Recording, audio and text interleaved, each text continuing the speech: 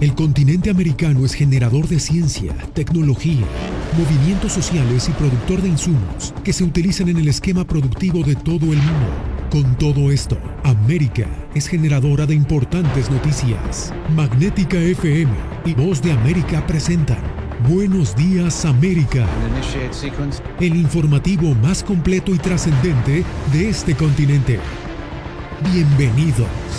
Buenos Días América. Good morning, America. Bienvenidos.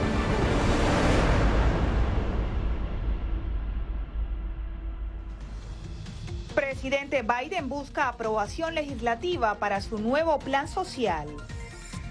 Informe apunta a México como uno de los países más peligrosos para los periodistas. Además, inicia ambicioso plan piloto para entregar subsidios mensuales a estadounidenses pobres. Y un juez autoriza la eutanasia para la primera paciente no terminal en Colombia.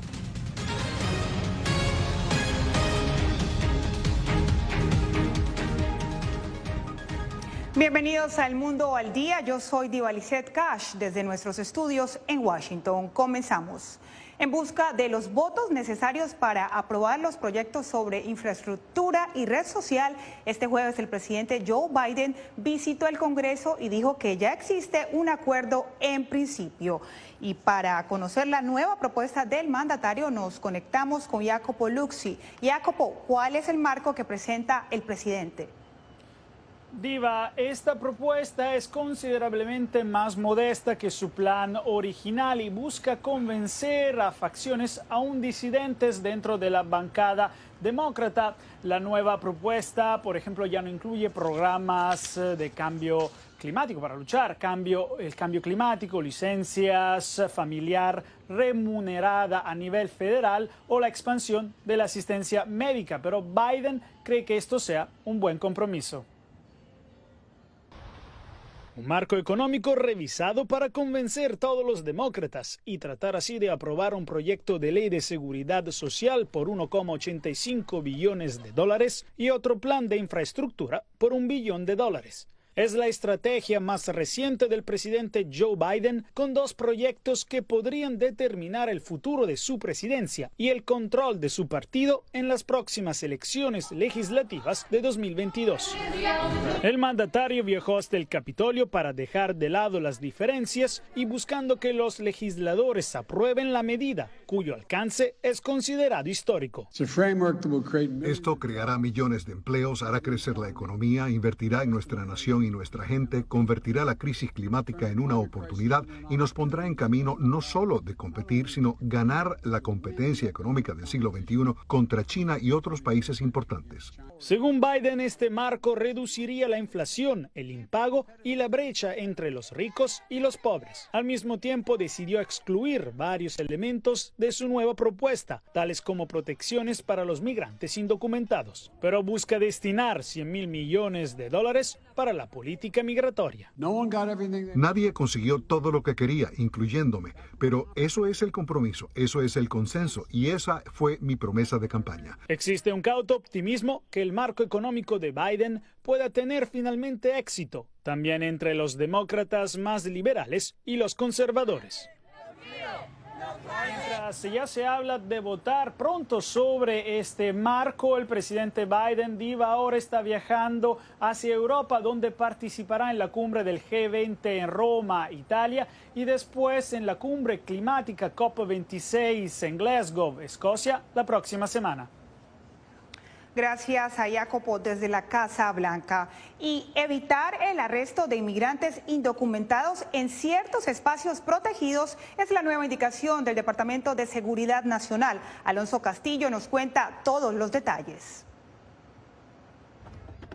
Las escuelas, hospitales, guarderías, juzgados y parques infantiles, entre otros espacios, serán lugares en que los migrantes indocumentados no podrán ser arrestados para su deportación, le dijo a La Voz de América la abogada Claudia Bernal Pérez, especialista en inmigración. Va a dejar de detener a personas por el hecho simplemente de ser indocumentadas, ya no pueden irrumpir en los lugares de trabajo como lo hacían anteriormente. Las pautas presentadas por el Departamento de Seguridad Nacional Nacional también impusieron límites a los arrestos en los juzgados y las detenciones también estarán limitadas durante las manifestaciones. La prioridad de ICE vuelve a ser lo que fue anteriormente, que son aquellas personas que constituyen una amenaza tanto para la seguridad pública como la seguridad nacional. El desacuerdo por parte de algunos representantes fue inmediato. Los congresistas republicanos Andy Biggs y James Comer enviaron una carta al secretario Mayorkas, asegurando que estas pautas son una afrenta al Estado de Derecho y solo incentivarán aún más la inmigración ilegal. Para la abogada, el problema de fondo es la inexistencia de un sistema de inmigración acorde a los tiempos. Pero la ley de inmigración como tal no cambia desde el año 1997, estamos en el año 2021, las cosas en realidad han cambiado.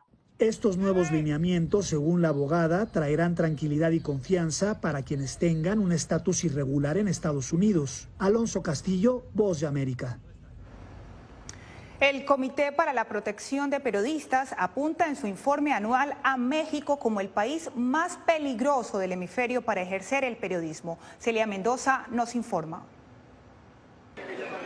México, una vez más, es uno de los países señalados negativamente en el reporte anual de los niveles de impunidad del Comité para la Protección de los Periodistas, CPJ. Este país latinoamericano está acompañado en la lista de Sri Lanka y Siria, que sigue siendo el país más violento, más peligroso para periodistas en este hemisferio. Afirmó a La Voz de América Natalie Southwood, coordinadora del programa del CPJ para América Latina y el Caribe. La funcionaria, sin embargo, reconoció que algunos avances en la lucha contra la impunidad en el propio México. En México sí hay algunos avances en unos casos emblemáticos como los asesinatos de los periodistas Javier Valdés y Miroslava Breach.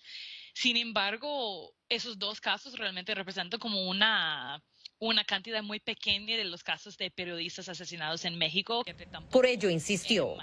Es importante que sigan con esos procesos en los casos de esos dos periodistas, pero falta mucho. Southgate indicó que Colombia y Brasil a través de los años también han estado incluidos en la lista, lo que según el CPJ visibiliza las fallas y avances en torno a la impunidad.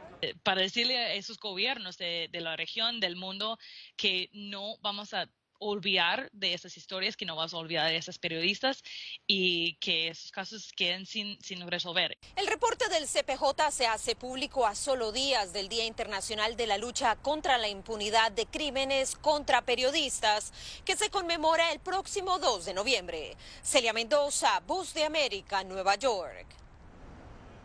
Y es precisamente en México donde ocurre el 20% de los asesinatos a periodistas, según Reporteros Sin Fronteras. Víctor Hugo Castillo nos relata las modalidades de amenazas e intimidación que enfrenta este gremio en la ciudad de Reynosa. Bastantes compañeros que lamentablemente desaparecieron. Ejercer el periodismo en México sigue siendo una profesión de alto riesgo. Los testimonios de los comunicadores así lo reflejan. Estaba en un evento en entrega de útiles escolares en una escuela primaria, cuando en las afueras de la escuela se suscitó una balacera. Salimos a la calle, ahora sí que con el Jesús en la boca y pensando siempre en la familia, regresar. Ellos le dijeron a La Voz de América que reciben amenazas directas del crimen organizado. Primero que nada está tu salud, está tu vida. Y por ejemplo, los periodistas en Reynosa, por ejemplo, nos tienen ubicados, saben quiénes somos, nos ven todos los días en la calle. Los presuntos delincuentes que hay, simplemente si andan armados nos apuntan con sus armas, nos tiran al suelo, nos hincan. Pero las intimidaciones, según sus testimonios, no provienen solo del crimen organizado. Corremos siempre el riesgo de que los malos o incluso hasta el ejército mexicano, la policía estatal, nos impida realizar nuestro trabajo. De acuerdo con el balance anual de Reporteros Sin Fronteras, en el mundo 50 periodistas fueron asesinados ese año, 8 de ellos en México. Estos temas de la delincuencia organizada no sabemos qué rumbo van a tocar esta gente. Entonces es ahí donde nosotros tenemos que ya la experiencia nos da en un momento dado hacia dónde pueden ellos dirigirse. Ellos nos dicen que ante los riesgos y las amenazas responden con firmeza y determinación para que sus voces no sean acalladas. Ética y profesionalismo, consideran estos periodistas, son sus únicas armas para defenderse de cualquier tipo de ataque. Víctor Castillo, Voz de América, Reynosa, México.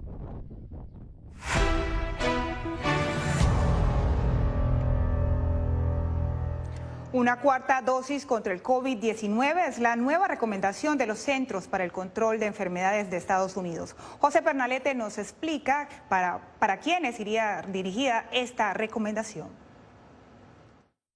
Otra instrucción generada por los Centros para el Control y la Prevención de Enfermedades allana el camino hacia una mayor protección de personas ya vacunadas y cuya salud es delicada o están en entornos de riesgo. La colocación de una cuarta dosis de inmunización, además del refuerzo en las fórmulas Pfizer-BioNTech, Moderna y Janssen. Así lo comunica de manera oficial el portal de los CDC. Las personas con inmunodepresión moderada y grave de 18 años o más que completaron una serie primaria de la vacuna de ARN mensajero y recibieron una dosis adicional de la vacuna de ARN mensajero pueden recibir una única dosis de refuerzo de COVID-19 al menos 6 meses después, completando su tercera dosis de vacuna. De acuerdo al principal asesor de la Casa Blanca en materia pandémica, Anthony Fauci, los científicos se esfuerzan en despejar dudas relacionadas al impacto del coronavirus en la salud. Estamos haciendo estudios para determinar si la infección desencadena cambios en el cuerpo y aumenta el riesgo de otras afecciones cardiovasculares y enfermedades neurológicas. Por otra parte, la directiva de la empresa Moderna indicó que en las próximas semanas los entes reguladores de salud pública en Estados Unidos podrían recomendar el uso de su vacuna en niños y preadolescentes entre 6 y 12 años de edad. Pero nuevamente, la FDA tomará esa determinación. Es muy posible que cerca de la Navidad, niños de 6 a 12 años de edad también puedan tener acceso a la vacuna de Moderna. José Pernalete, Voz de América, Miami.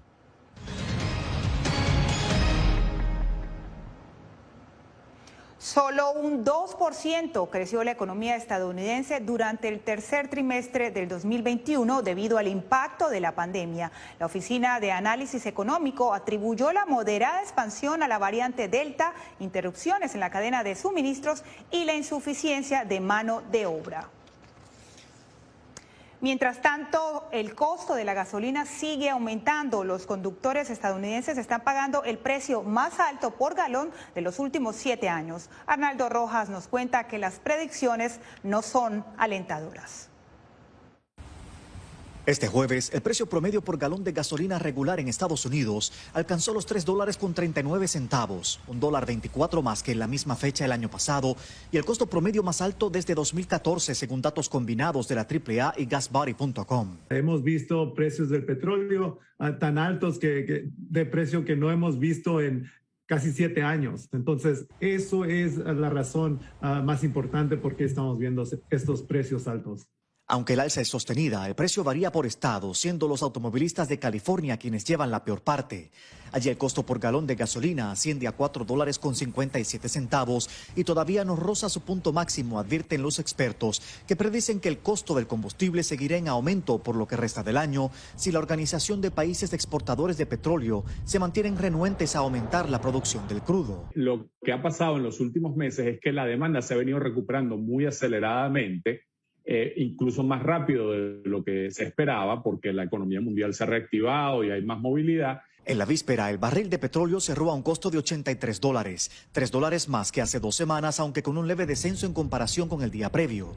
La inflexión entre la producción y el consumo de crudo generalmente se agrava en el invierno, cuando las temperaturas frías redundan en un mayor uso de energía en los hogares, por lo que, a decir de los expertos, el alza en los precios del crudo y sus derivados no darán tregua a los consumidores en la época festiva. Arnaldo Rojas, Voz de América, Houston. $1,000 mensuales en efectivo recibirán más de 3,000 familias en Los Ángeles gracias a un plan piloto para personas que viven en pobreza. Verónica Villafañe nos explica. Bajo el programa piloto de asistencia económica de Los Ángeles de ingreso básico garantizado, o Big Leap por sus siglas en inglés, 3,200 familias que viven en la ciudad de Los Ángeles recibirán $1,000 en efectivo al mes por 1 año para ayudarlos a salir de la pobreza. Actualmente la pobreza afecta a 2 de 10 residentes en nuestra ciudad. La mayoría son individuos de personas de color o minorías. El alcalde Eric Garcetti señaló que el nuevo programa destinará casi $40 millones a personas que, a pesar que trabajan tiempo completo, no les alcanza para alimentar a sus familias. Consideramos que el ingreso básico garantizado es una manera de establecer una red de seguridad social más sólida como instrumento de igualdad racial. Para calificar, las personas deben vivir en la ciudad de Los Ángeles, tener 18 o más años, tener al menos un hijo dependiente, demostrar que fueron afectados por la pandemia y cuyos ingresos caen en el nivel federal de pobreza. Indocumentados también son elegibles. La infusión de estos fondos adicionales ayudará a las familias a satisfacer sus necesidades básicas, prepararse para una emergencia inesperada y alcanzar sus metas financieras. Personas interesadas tendrán 10 días para inscribirse a partir del viernes 29 de octubre. Seleccionados al azar, los participantes comenzarían a recibir el dinero en enero del 2022. Verónica Villafañe, Voz de América, Los Ángeles. En Colombia, un juez autorizó la eutanasia para Marta Sepúlveda, a quien las autoridades le negaron recientemente la muerte asistida porque su enfermedad no es terminal. Y vamos en vivo hasta Bogotá, Colombia, con Yair Díaz. Yair, ¿cuáles son los pormenores de este caso? Diva, después de 18 días de la fecha que ella había elegido para morir y tras una cancelación, un juez ordena ahora practicar la eutanasia a Marta Sepúlveda. El fallo también indica que la clínica debe coordinar con Sepúlveda en las próximas 48 horas la fecha y la hora en la que se debe realizar el procedimiento. El juez 20 civil del circuito de Medellín falló y le dio la razón. Declaró que Incodol vulneró su derecho a morir dignamente y la sometió a vivir una vida indigna. Y le ordenó a esta misma clínica llevar a cabo el procedimiento. Sepúlveda sería la primera mujer en Colombia en acceder a la eutanasia sin ser una paciente terminal, gracias a un reciente fallo de la Corte Constitucional. Para el epidemiólogo Luis Hernández, la falta de comunicación de las entidades de salud puede colapsar el uso de la eutanasia. La Corte Constitucional sí permite la eutanasia en casos no solo de enfermedad terminal, sino también pacientes no terminales. Es necesario que el ministerio reglamente esto y se dé una adecuada comunicación a la ciudadanía. Según Francisco Castellanos, director de la ONG Defensa del Paciente, es arbitrario e infundado que los comités interdisciplinarios encargados de evaluar si se realiza o no un procedimiento de eutanasia en Colombia lo hagan basados en el criterio de terminalidad. Se debe también tener en cuenta que la persona se encuentre en un estado de sufrimiento permanente, intenso, que padezca dolores tortuosos y que su dignidad humana se vea menoscabada. Debe prevalecer aquí un criterio absolutamente imparcial por parte de las juntas médicas, de los profesionales de salud. Un panel de especialistas apoyó la decisión del juez que indica que Marta Sepúlveda cumplió con todos los requisitos para poder tener el derecho a morir dignamente a través de la eutanasia. Regreso contigo, Diva. Gracias a Yair Díaz desde Bogotá, Colombia.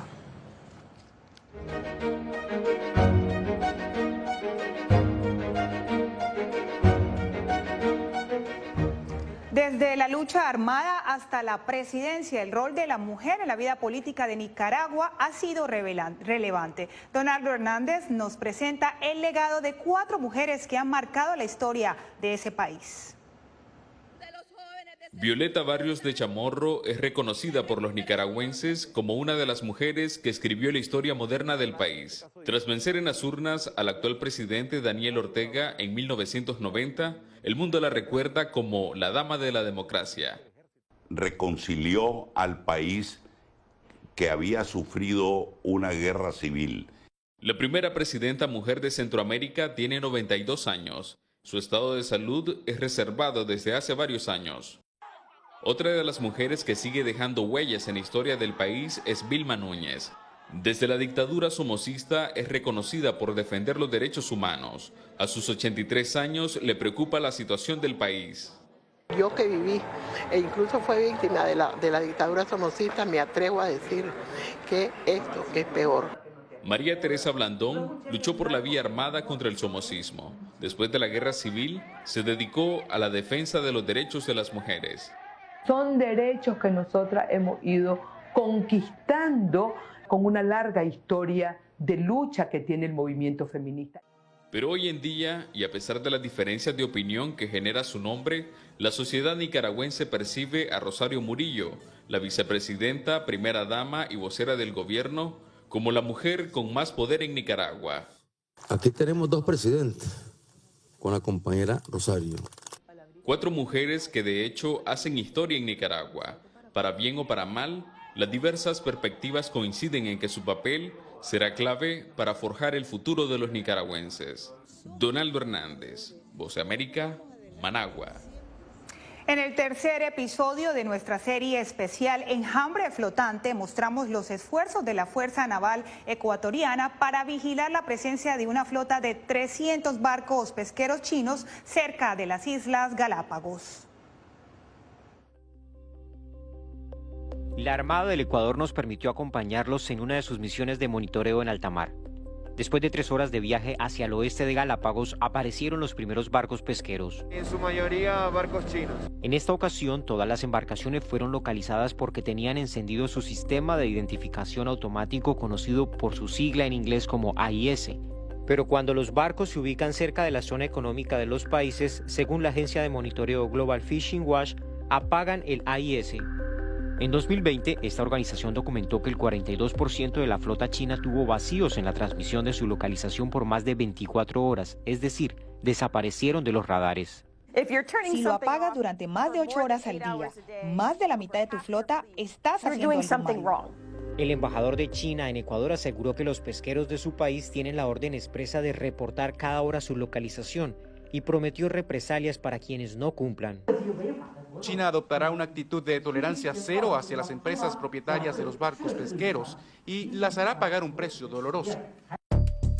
Los países de la región han logrado adaptar sus sistemas de monitoreo y la mayoría cuentan con una fuerza naval, pero la tarea es una carga adicional para los gobiernos.